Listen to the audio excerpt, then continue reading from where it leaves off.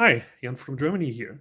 So it was brought to my attention that Ryan was an American YouTuber who does a lot of content on Germany, had reacted to my reading of the open letter that I produced together with the German Grannies against the far right for the US. And it was an interesting reaction, especially because as an outsider, I have trouble gaining insight on the cultural details and mechanisms on the ground that are nonetheless relevant. So I thought I would look into this together with you and see what we can learn. Today, to warn all Americans, your democracy is in danger. It is in danger.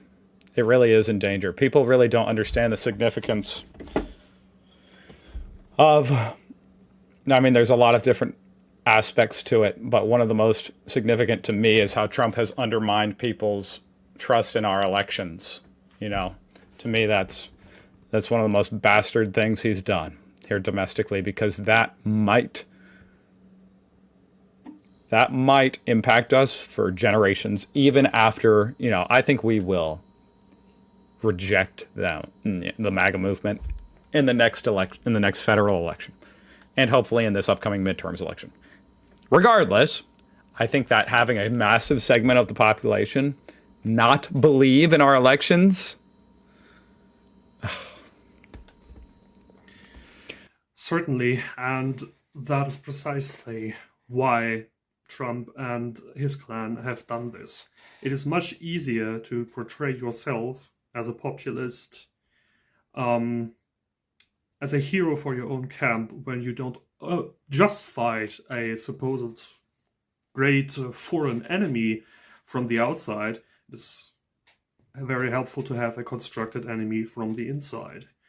The administration, the bureaucracy, whatever, or foreign agents, the migrants.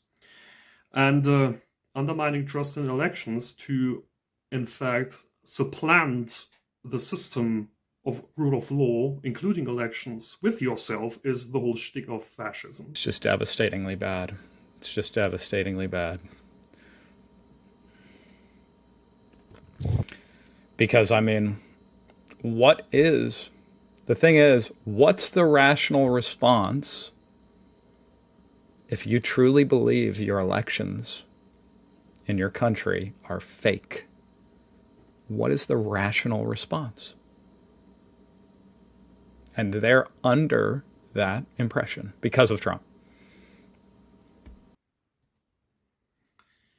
Let's not make one crucial mistake, though. There's hardly anything rational about fascism. And I know what he means, but the reaction that we have seen is hardly rational, is it? MAGA and Trump are, I would posit, not the cause of all the problems we have right now. They are at least one result, presumably of social, political, economic grievances that pre-exist and predate MAGA, and that will have to be sorted out if this is ever to end. But the mythos of the stolen election is really just that, and it works because there is a already willing audience that believes it. Deconstructing that will likely take generations, as was the case here in Germany too. Make America great again is a right-wing populist slogan. And you know, those words, though, don't really hit, they don't hit the same in America as they do in Germany, because we have a different history, and right-wing populism isn't even viewed as, like, that's not necessarily a bad thing here in America. You know, that's how it doesn't have a bad connotation, right-wing populism.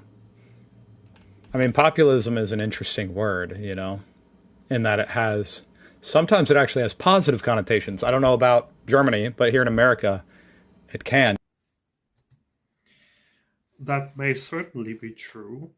And actually, it's a good example for the generational task that the US has ahead of itself.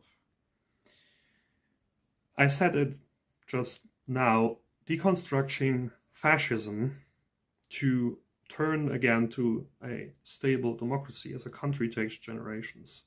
And if it has gotten so far that right-wing populism is not even a too negatively connotated word in the US, maybe it depends where you're from exactly in the US, then it is a good example for how deeply this kind of ideology is entrenched already in the country. Here in Germany, and I would posit that in large parts of Europe, it is certainly negatively connotated because, and here especially, we know these kinds of strategies, these kinds of talking points, the rhetoric, and we know who used them the last time around to gain power. Now it is the same. I think that America, obviously, we have a super strong constitution. And with the Supreme Court's ruling about tariffs this week, even though Trump is now trying to undermine it, but he really can't. And in a lot of major ways, he cannot. He'll tell you he can, but he can't. And that's a major win. You know what I mean? That gave me a lot of optimism for, that the Constitution is still standing. We still do have a semblance of balance of powers, and it's very difficult for Trump. He's done a scarily good job at undermining a lot of our institutions and co-opting them and installing, puppets, essentially, idiots to run them, loyalists. But with that said, there's a lot of safeguards in the Constitution, and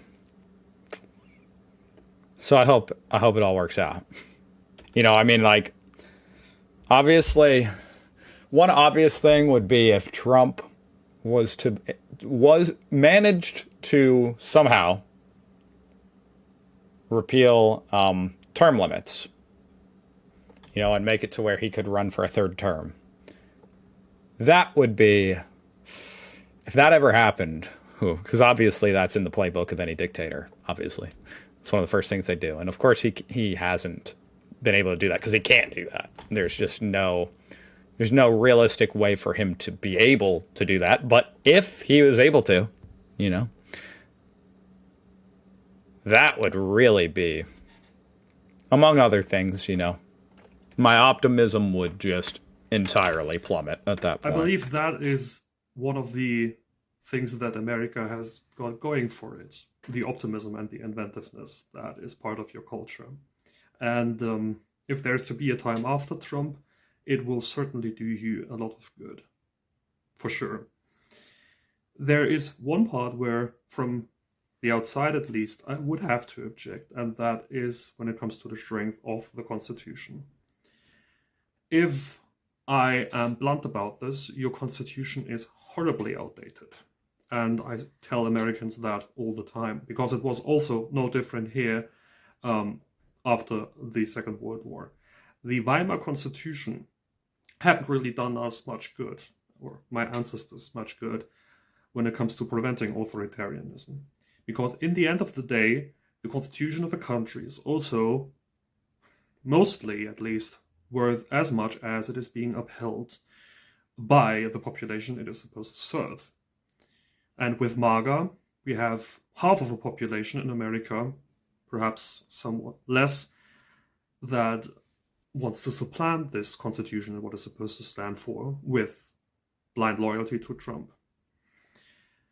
However, and that is a good point, there is still the Supreme Court, and even though they pretty much handed Trump a lot of power in the last year, the decision about the tariffs is certainly a big blow in his face, and especially a blow against his scheming of basically extortion and blackmailing other countries. That will hopefully do us some good. And it is certainly coming from an institution that is foreseen in the Constitution. But As for the rest, and as for the future, you will most likely need an entirely new constitution, just as we did. And it isn't just about writing a paper that will organize how your country is supposed to run and how it is not supposed to be run. It is about deciding what kind of country do you want to be. Now, that is perhaps daunting, certainly is, but it is also going to be your privilege. And optimism will do you a lot of good by then. Time to act is now. Indeed. History has taught us that all it takes for evil to prevail is for good people to do nothing. Mm-hmm. Yeah, I mean, I've been talking about I mean, if you watch my other channel, you'd know. I've been talking about this subject a lot, and I agree, you know what I mean? The time is now, and we have to do something. We have to speak up. And while we have our freedom of speech, we've got to use it to totally reject what's going on. Which, of course, I've been doing my best on my, you know, what platforms I have. Of course, my platforms are... Nobody watches me from America. But, hey, I do like to come on here and show that this is not like a MAGA country, okay? And actually, that matters more each day right now. So, you know, Ryan, thanks for doing that.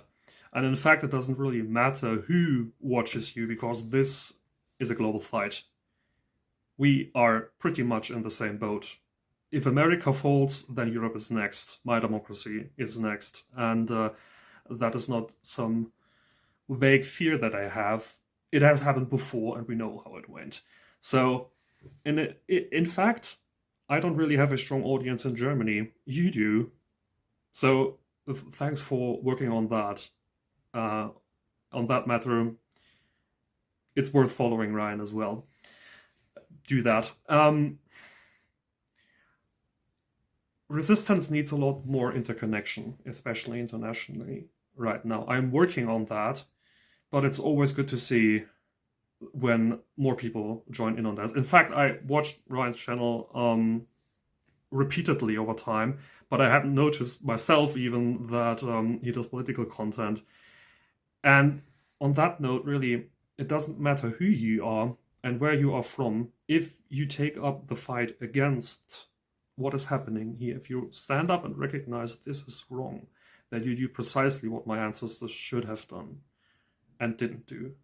And really, it's the small things like that, taking the time to produce videos like that, or talking to neighbors, creating flyers, resistance art, putting stickers somewhere, helping people who are in need of help.